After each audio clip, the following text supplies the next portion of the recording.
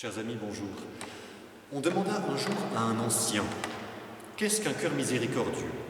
C'est, répondit-il, une flamme qui embrase le cœur pour toute la création, pour les hommes, pour les oiseaux, pour les animaux, pour les démons même, et pour tout être créé. Quand l'homme miséricordieux se souvient d'eux, et quand il les voit, ses yeux répandent des larmes à cause de l'abondante et immense miséricorde qui étreint son cœur. À cause de cette grande compassion, son cœur devient humble et il ne peut plus supporter d'entendre ou de voir un tort ou la plus petite offense faite à une créature.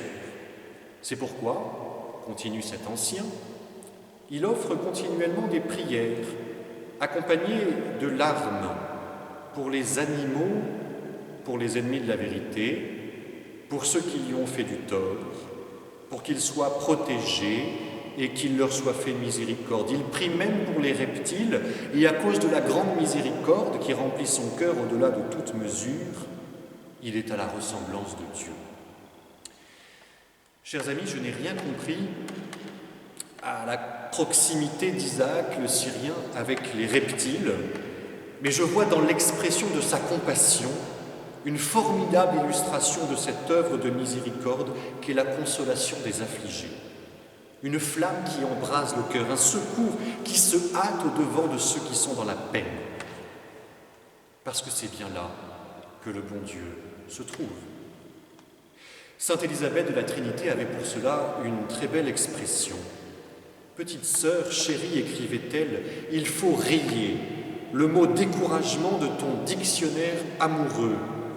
Plus tu sens ta faiblesse, ta difficulté à te recueillir, plus le maître semble dissimuler, plus tu dois te réjouir car alors tu lui donnes.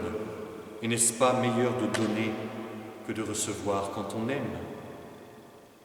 Alors, chers amis, dans l'affliction, nous devons, je le crois, nous encourager au don de soi, même un don de soi minime, même un don de soi infime.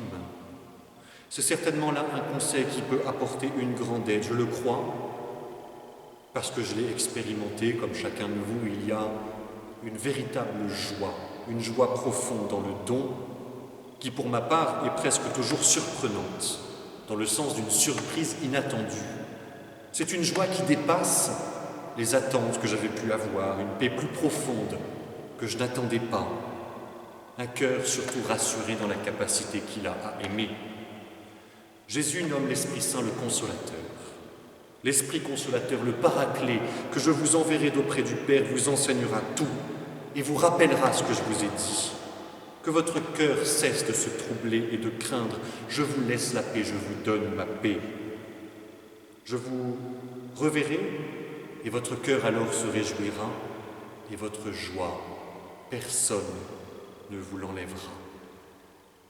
Chers amis, quand il faut se consoler ou consoler ceux qui sont autour de soi, prions l'Esprit Saint. Demandons à l'Esprit consolateur de venir nous rassurer. Notre joie sera parfaite. Jésus est là et Jésus est proche de nous. À demain.